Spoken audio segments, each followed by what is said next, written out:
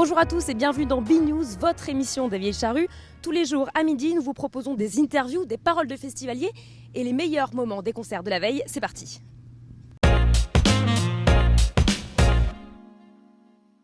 Et qui de mieux pour nous parler de cette 28e édition que le programmateur. Bonjour Jean-Jacques Tout. Bonjour. Merci de nous accueillir chez vous, c'est un peu votre maison ici. Avec plaisir.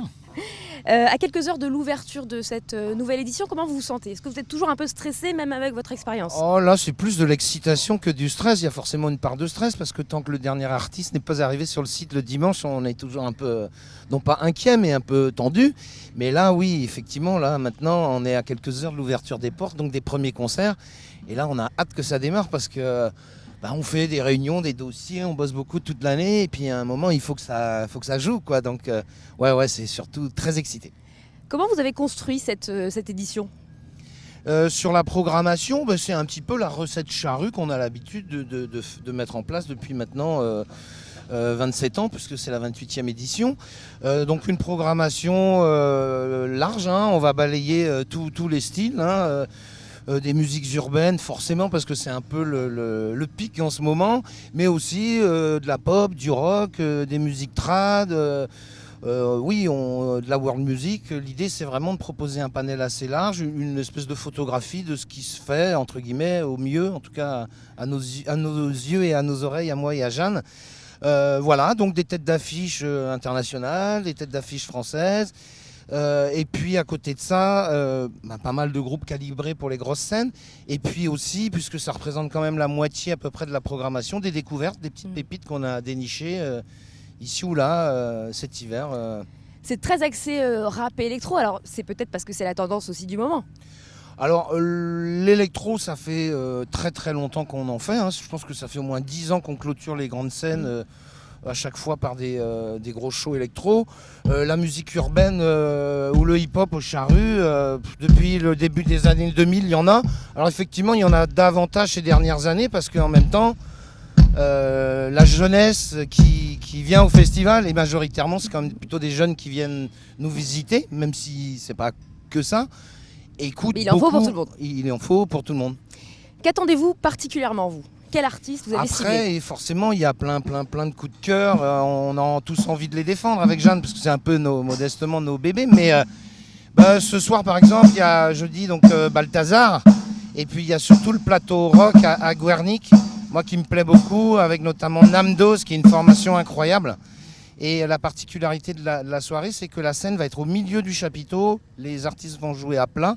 Et le public va être tout autour, donc ça va être assez rock'n'roll. Un vrai contact avec les artistes. C'est que ce soit un peu rugueux comme ça. Ouais. Les premiers festivaliers sont arrivés hier, déterminés, et on leur a demandé qui ils étaient venus voir. Alors, grosse tête d'affiche plutôt Iggy Pop ou Ben Harper. Pareil, mais après moi j'aime bien aussi l'électro, donc tout ce qui est Martin Garrix j'aime bien aussi. Moi juste Van. Vald. Ouais, il y a Vald, Booba, David Guetta, les Chainsmokers, Martin Garrix. Ouais. Giza, la Genghis, Martin Garrix, tout ça. Moi Jamel Debbouze. Et moi Ayana Kamura. Et Ayana Kamura. Giorgio, plein d'artistes en fait. Et Van. Ouais. Je dis pas.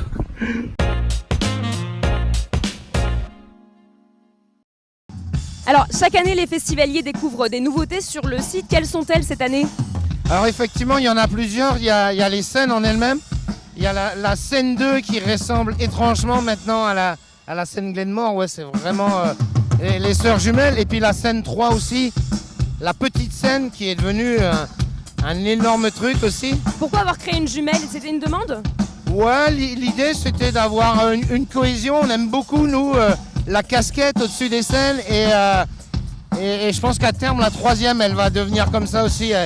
Non, c'est vrai qu'on accueille des productions de plus en plus grosses sur la scène 2, sur la scène 3. Et il faut vraiment les dimensionner pour accueillir ces grosses productions-là. Un mot sur le thème de cette année qui est le carnaval. On le devine en voyant la décoration du site.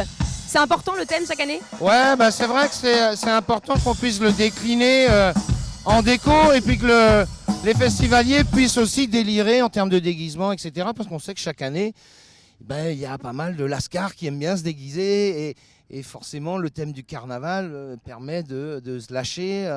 Entre Rio, Dunkerque et Douarnenez, on peut se lâcher. Dans quelques heures, les festivaliers vont découvrir le site. C'est quoi la machine charrue? Ça représente quoi en termes de moyens humains, moyens techniques? C'est très gros. Oui, ben là, le chantier il a démarré il y a 5 semaines maintenant. Là, c'est des centaines de personnes qui bossent, des techniciens. Il y a 700 personnes de sécu, par exemple, mais il y a une grosse colonie de techniciens, sans parler évidemment des 7000 bénévoles qui sont la pierre angulaire du festival, parce que sans les bénévoles, il n'y a rien d'autre qui se passe. Donc c'est avant tout ça, le 100% associatif, donc c'est eux qu'il faut remercier d'abord.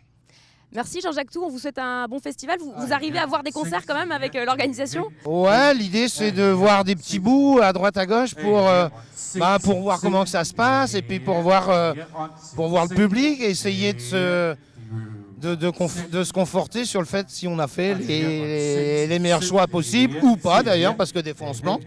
Donc voilà, avec Jeanne, ma collègue, on essaie de se répartir des petits bouts à droite à gauche. Merci, bon Merci festival. à vous. Merci, c'est sympa. Le Télégramme et TVO vous font vivre durant 4 jours de près les Vieilles Charrues et une équipe de journalistes est mobilisée, dont toi, Gwenda Lamery, bonjour. Bonjour. Quel est le dispositif mis en place pour suivre ces Vieilles Charrues? Alors c'est un peu le même dispositif que chaque année sur les charrues. Le Télégramme déploie pas mal de moyens. Donc on est une équipe d'une dizaine de personnes, dont 2 photographes. Et voilà, on va donner pendant 4 jours à lire, à voir et à entendre sur le journal évidemment, papier. Donc on a 7 pages quotidiennes. Et également sur notre site web où on fera un live. Les gens pourront suivre donc en direct ce qui se passe sur le site. Et on a 2 rendez-vous importants web sur la journée. 2 rendez-vous incontournables qui sont 7 B-News et la petite pastille de Rémi Kemener qui s'appelle Rémi part en live. Et justement, Rémi a un petit message à vous adresser. Salut Céline, salut à toutes et à tous. Voilà, on est en direct du site du festival. Le temps est pour l'instant à l'installation. Ce que je vous propose, c'est qu'on se retrouve tous les jours à partir de 19h en direct sur YouTube et sur le site du Télégramme pour un petit moment d'ambiance en direct du site. On fera peut-être des quiz, des jeux, on essaiera de rencontrer des festivaliers qui nous raconteront un peu ce qu'ils ont fait la veille, comment ils ont trouvé les concerts, et puis on ira à la rencontre des bénévoles. Voilà, donc rendez-vous 19h sur le site du Télégramme et en direct sur YouTube.